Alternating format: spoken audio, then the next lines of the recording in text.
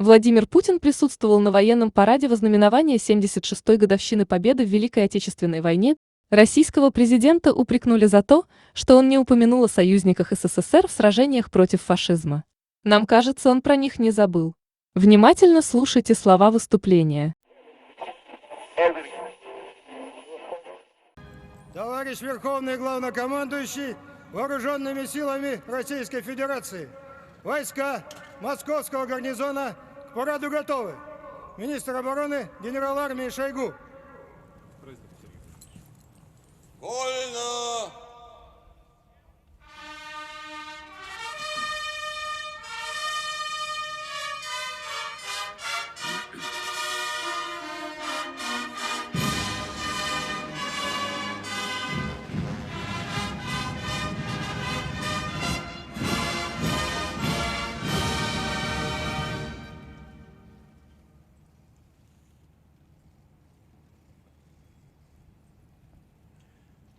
Уважаемые граждане России, дорогие ветераны, товарищи солдаты и матросы, сержанты и старшины, мичманы и прапорщики, товарищи офицеры, генералы и адмиралы. Поздравляю вас с Днем Победы! Победа колоссального исторического значения для судеб всего мира. С праздником, который был, есть и будет для России, нашего народа, священным. Он наш по праву родства с теми, кто разгромил, сломил, сокрушил нацизм. Наш по праву наследников поколения победителей. Поколение, которое мы чтим и которым гордимся. Дорогие наши ветераны, мы преклоняемся перед вашим мужеством и силой духа. Благодарим за бессмертный пример сплоченности и любви к Родине. Вы доказали, что только вместе можно достичь, казалось бы, невозможного. Одолели беспощадного врага, защитили свой дом, детей, родную страну. Одержали над нацизмом безоговорочную победу и прославили в веках 9 мая 1945 года. Мы всегда будем помнить, что этот величественный подвиг совершил именно советский народ. В самое трудное время войны, в решающих сражениях, определивших исход борьбы с фашизмом, наш народ был один на многотрудном, героическом и жертвенном пути к победе.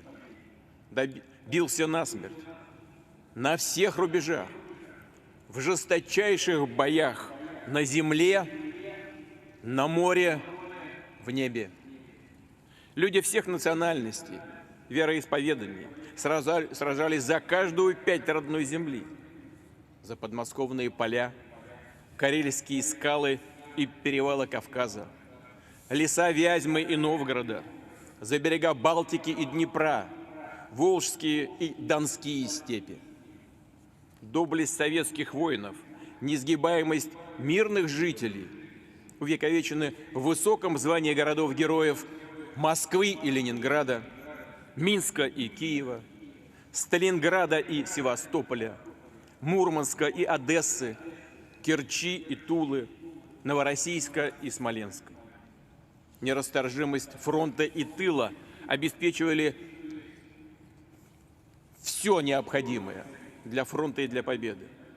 Делали все на заводах Поволжья и Урала, Сибири и Дальнего Востока, в городах Казахстана и республик Средней Азии. Мы помним и тех, кто даровал кровь, поддерживал тех, кто оказался в эвакуации, был вынужден покинуть свой родной дом. Сегодня мы отдаем дань памяти и благодарности всему поколению великих героев и тружеников. Вспоминаем фронтовиков, храбрых партизан и подпольщиков. Непроходящей болью отзывается в нас муки жителей блокадного Ленинграда и узников концлагерей, неисчислимые трагедии людей на оккупированных территориях.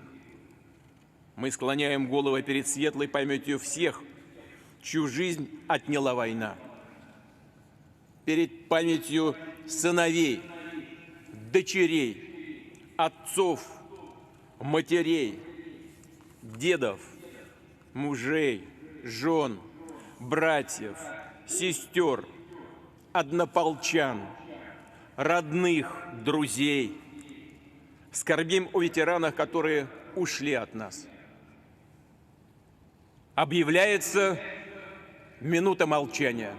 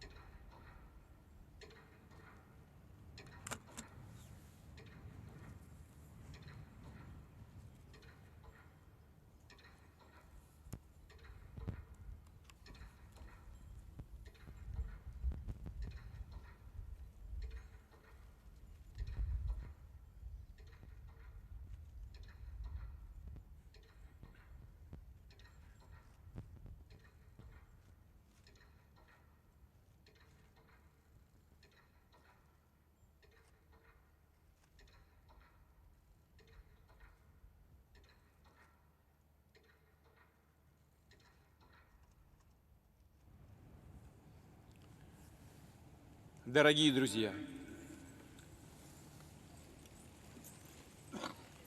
в этом году исполняется 80 лет с начала Великой Отечественной войны. 22 июня 1941 года – одна из самых трагических дат в нашей истории. Враг напал на нашу страну, пришел на нашу землю, чтобы убивать, сеять смерть и боль, ужас и несметные страдания. Он хотел не только свергнуть политический строй, советскую систему, а уничтожить нас, уничтожить как государство, как нацию, стереть с лица земли наши народы. Ответом на вторжение нацистских полчищ стало общее, грозное, неодолимое чувство решимости отразить нашествие. Сделать все, чтобы враг был повержен, чтобы преступники, убийцы понесли неотвратимое и справедливое наказание. Советский народ исполнил эту священную клятву, отстоял Родину и освободил страны Европы от коричневой чумы. Вынес нацизму исторический приговор и мощью оружия на полях сражений, и силой своей нравственной человеческой правоты, жертвенным мужеством солдатских матерей, верностью тех, кто каждый день ждал от родных весточки с фронта, той силой добра и любви к ближнему, которая испокон веков в нашем национальном характере. Его великим воплощением стал подвиг врачей и медсестер, которые спасали раненых, боролись за каждую жизнь и на передовой, в самом пекле, и в госпиталях на фронте и в тылу. Но тогда, в 1941-м, впереди было еще 4 года самой кровопролитной войны. Она била по будущему, по молодым, совсем юным поколениям, а значит и по тем, кому так и не суждено было родиться. Война принесла столько невыносимых испытаний, горя и слез, что забыть это невозможно. И нет прощения и оправдания тем, кто вновь замышляет агрессивные планы. Почти век отделяет нас от событий, когда в центре Европы наглел и набирал хищную силу чудовищный нацистский зверь. Все циничнее звучали лозунги расового и национального превосходства, антисемитизма и русофобии. С легкостью перечеркивались соглашения, призванные остановить сползание к мировой войне. История требует делать выводы и извлекать уроки. Но, к сожалению, многое из идеологии нацистов, тех, кто был одержим бредовой теорией о своей исключительности, вновь пытаются поставить на вооружение.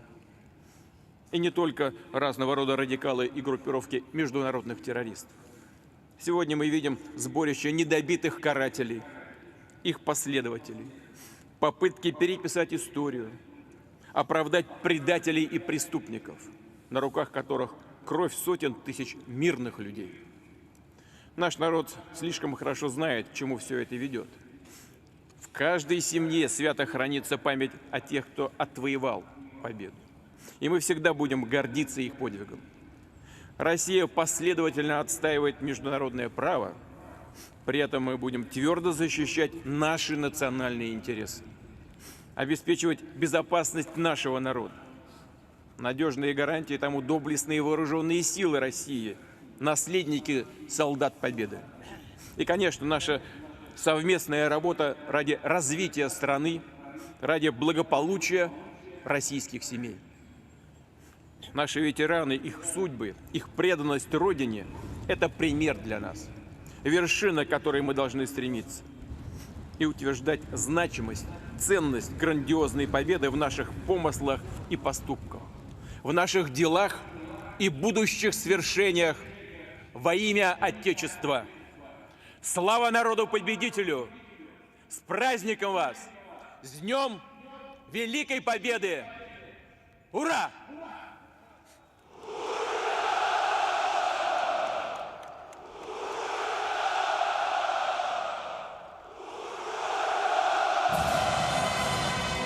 Так где же российский президент упомянул о союзниках? Это, конечно, только наше мнение, но, скорее всего, именно этот фрагмент речи был им посвящен. Сегодня мы видим сборище недобитых карателей, их последователей, попытки переписать историю, оправдать предателей и преступников, на руках которых кровь сотен тысяч мирных людей.